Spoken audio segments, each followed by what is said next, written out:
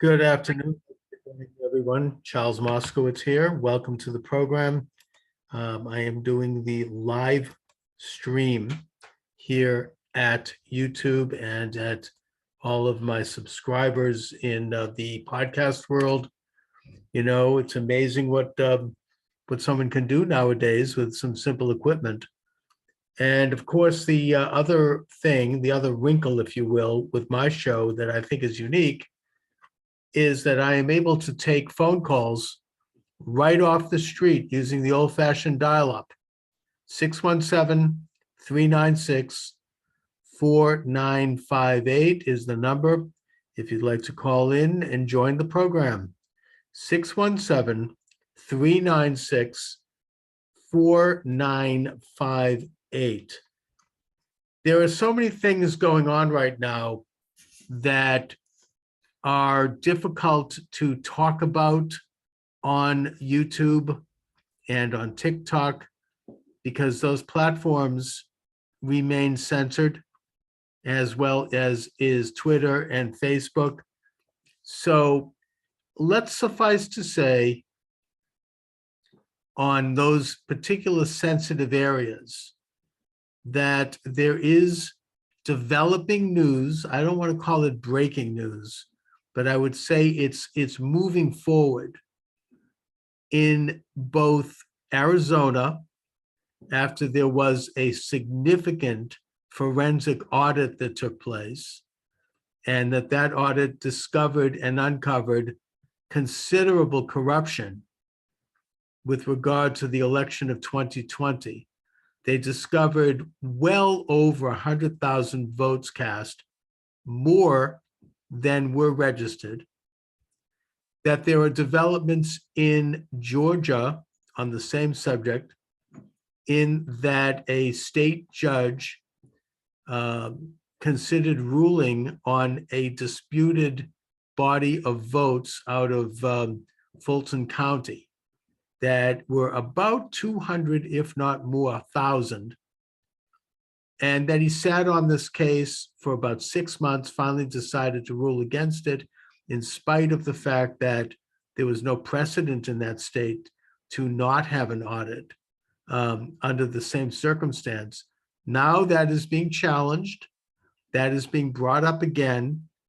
It is a long process, but I believe that the people of Georgia will finally get justice in terms of discovering whether or not their votes had been suppressed in the 2020 election.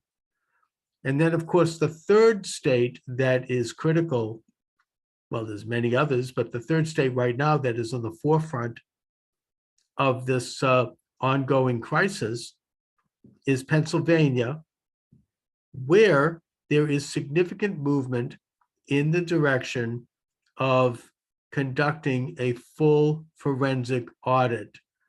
And Pennsylvania is a state that is reported to have had major problems, particularly around the area in Philadelphia with regard to voter questions of voter suppression. In other words, votes, legitimate votes that were canceled by artificial votes. And Pittsburgh, where thousands of people reported on election day that they showed up at the polls and they discovered that their vote had already been cast. By who? We don't know. But they were told they could get a provisional ballot. And that, by the way, the same thing happened in Phoenix, Arizona. And that meant that, first of all, someone had already voted for them. We don't know who. We don't know how they voted. I'm not claiming how they voted, but I think that people watching this program can reasonably surmise how they voted. And then, of course, the second issue is that by taking a provisional ballot, as opposed to actually voting live with the machine, you don't know how that's going to be counted, who is going to do the counting, and when that's going to happen. And that's a big question, by the way. You know, that's something that I would really wonder about. When someone sends in even an absentee ballot or a provisional ballot, which has to be hand counted. Who exactly does the counting? I'd like to know that. As a voter, I'd like to know that. I wonder about that. Anyway, 617-396-4958. You're welcome to join the program. Charles Moskowitz here, 617-396-4958. I should mention that I have just published my latest book, Sociology for Conservatives. It's available at Amazon Books. This is an American social theory, American conservative social theory. And I am presenting this in my humble capacity as a sociology student here in Boston, who discovered in the course of getting a degree in sociology that sociology is dominated by the left. Not that I didn't know that anyway, but I now know that firsthand, that the sociological disciplines that have emanated out of that social science all the way to its founding in the mid to late 19th century by Auguste Comte and Karl Marx and others has been leftist thinking. It has been a tool of the left. I don't even think anyone would deny that. It has given birth to such social theories as cooked up by social theorists, sociologists, anthropologists, psychologists, etc., as critical theory, critical race theory, critical legal theory, all the other critical theory schools, feminism, conflict theory, dialectical theory, all of these things were cooked up by liberal left sociologists and other social scientists, all of which are based on ideologies, all of which have an agenda. And my simple and humble claim here is that there should be a conservative sociological theory, which is why I've written this book. So, there are a lot of social thinkers out there that are a lot more qualified than I am. I'm not claiming to be, a great sociologist here, but I'm hoping that I can make a small contribution toward the further development of conservative social theory. And, that this will be taken up by serious people, and that conservative social theory will become one of the canons of sociology, and should become, because conservative social theory, first of all, is most reflective of the American political and social theory, that which this nation was founded on, that which these other social theories have worked hard to undermine. And even more fundamentally and more basically, conservatism, if you will, is and represents, I would contend, and this is one of the theses of my book, it represents the best elements of human nature, because it's based on truths. It's based on reality. The social theories of the left, particularly Marxism, of course, they are conjured up out of falsehoods. They're conjured up out of thin air. There's nothing real there. They're trying to reinvent, or as Barack Obama said, he wants to transform human nature. They want to transform existence itself. There is no basic belief in anything real. In fact, such things are seen as prejudice. And so they invent entire realities, since they don't recognize any reality or a source of reality, which I would contend is none other than God, the creator of the universe, or even for an atheist, some kind of an external point of existence where existence happened, and that included both physical and abstract. Instead, they invent realities, and they invent realities based on their image of human power. Anyway, I get into this issue in my book, Sociology for Conservatives. So check it out. And if you'd like to join me right now for this brief talk, I am here. live, 617-396-4958, 617-396-4958. The Anthony Fauci, there's a new book out about him by Robert F. Kennedy Jr. that is devastating. I hope to interview Mr. Kennedy. Here's a man of the establishment who is stepping out and talking about not only not fact, but more than suggested evidence that the coronavirus originated at the Wuhan lab in China, the Wuhan lab of virology. Excuse me. That Fauci knew about it, that Fauci has his fingerprints on other pandemics and other diseases going back to AIDS, that he is promoting the vaccine. And I'm not against the vaccine. I've had the vaccine, but he's there as a pitch man for the vaccine, according to Robert Kennedy. And that's his main motivation, which explains why he has suppressed other less expensive alternative medical modalities, which I can't mention because this is YouTube, that are being used all around the world and that are being used cheaply by average people to not prevent, but to treat, and not always successfully, but with a pretty good record, to treat the coronavirus. Now, we now are told that there's a new variant coming out of South Africa.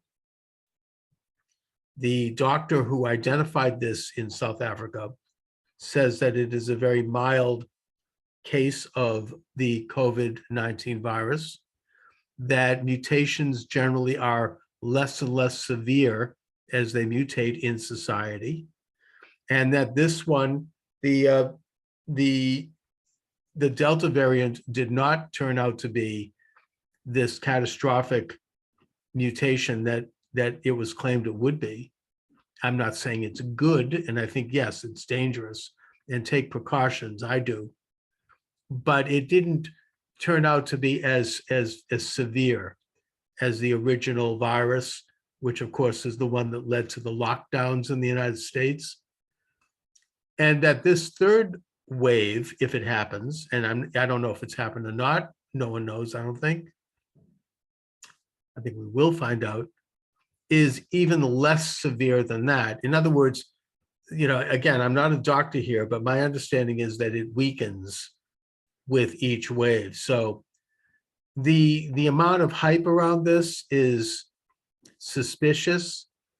I would tie this into possibly preparing for the midterm elections, because we should remember, and I'm just stating a simple fact here, that the last election involved the papering of the House of hundreds of thousands, if not millions, of unsolicited ballots that were just sent out en masse in the mail. And I think that the Democrats in power, who have benefited from that, I would argue, want to do it again. They want to find a way to once again paper the House, because it worked for them last time. And that's why maybe this whole thing is being hyped up. I don't want to say more again, because this is YouTube and I don't want to get shut down. I'm already sitting on Spielkes now, worrying, oh, they're going to shut me down. And they might. I may not be here tomorrow. I don't know. Every time I turn on my computer and take a look at my YouTube channel, I breathe a sigh of relief, because I am concerned that I'm going to get taken down and it's another day where I haven't been. That's the world we're in right now. This is censorship time. I've said this before. Look, I'm an experienced radio talk show host. I've done radio programs in Greater Boston going way back. And I know I know the difference between maintaining community standards and censorship. And my friends, this is censorship. This was censorship the minute the election was over and President Trump was banned from YouTube and Facebook. That's censorship, pure and simple. And it all was based upon this cockamamie conspiracy theory that somehow President Trump instigated a, quote, insurrection, unquote, after January 6th, which is a lie. That was absolutely false. It is as false as the other stuff that was thrown at him. Just I want to wrap it up, but I'll just say that I watched President Trump being interviewed by Mark Levin. And he has a new book out, which is kind of a coffee table book, nice pictures of his administration, of his family, of his interacting with various world leaders. I recommend it. But, I watched him talk with Mark Levin, and I am concerned about him in that I get the sense that after 5 years of putting up with absolute crap from this establishment, from this hateful, irrational, inexplicable establishment that tried to thwart him at every step, they know what they're doing, but the fact that they were able to use this mass media, and I get into this, by the way, in my book, Sociology for Conservatives, what Emil Durkheim called collective effervescence. It's this unconnected sense of collective belonging based upon the stoking of emotional subjects so that people can have a collective emotional experience.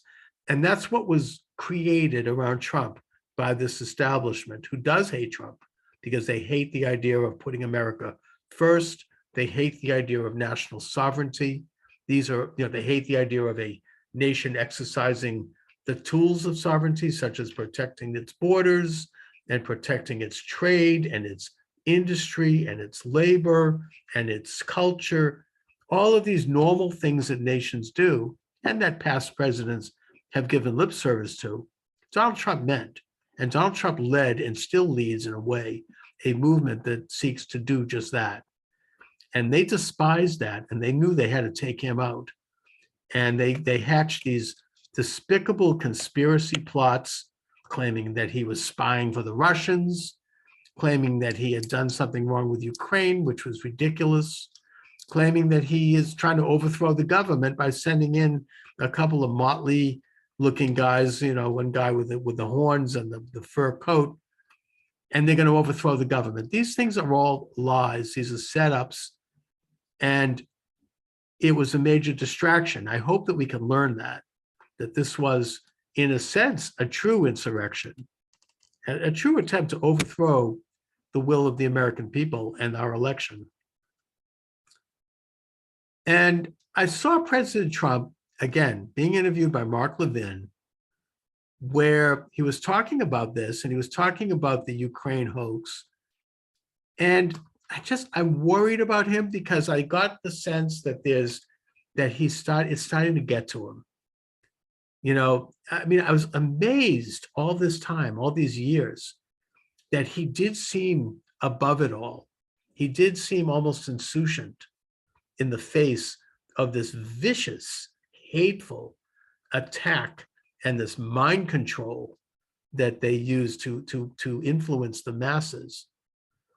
He seemed above it. He seemed to be solidly, I think he was above it because he understood his mission, he understood the adversary, and he believed in God. Now, that's my opinion.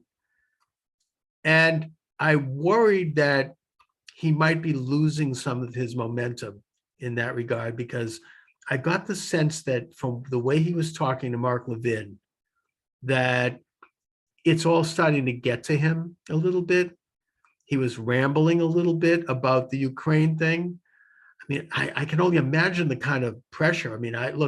I'm here rambling about things that are a lot, obviously minuscule in comparison. So, I respect the steely resolve that he's exercised up until this point.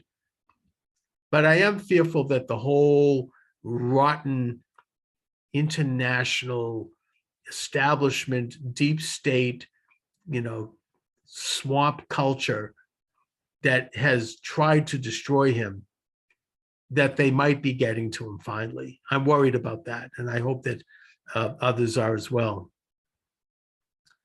In lieu of that, all I can say is that we have to keep on.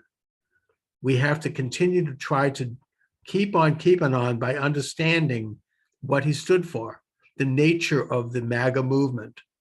We have to keep on keeping on to try to find out and expose and identify what happened in the 2020 election, even in these times of censorship, where we can't really say it explicitly. We need to continue to communicate in any way we can. We need to stay strong. We need to continue to get to the truth, because otherwise we're going to lose our sovereignty as a nation, and as such, our sovereignty and our sovereign rights as individuals under God. It is that important. So we can pray that Donald Trump is okay, that he does not let this stuff get to him.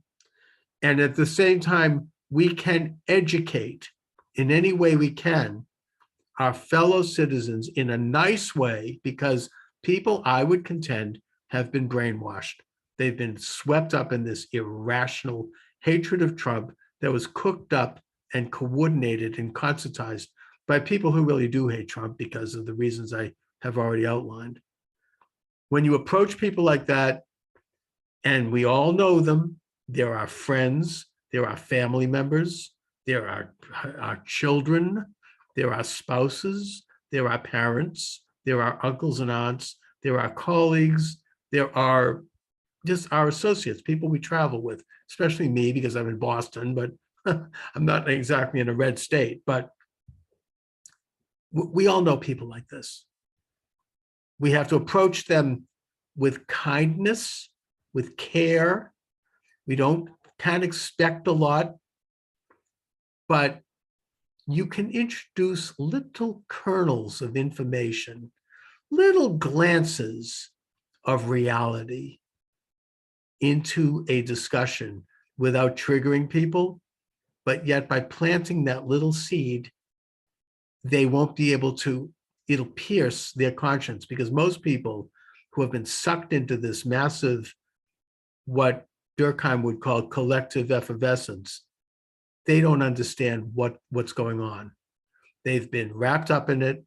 They understand that there are rewards for engaging in this kind of hatred, both personal and professional, I might add. And there's punishment for defying it. And so people they internalize this. This is why college students, I would contend, a lot of them lean left, because when you get to the campus, you sense, you can smell who is in control. You can see the culture, and you can immediately, it's only natural for human beings. We immediately make adjustments, even if we don't necessarily do it consciously, that will allow us to survive and to thrive, to be able to get invited to social parties, to be able to meet the spouses and girlfriends and boyfriends.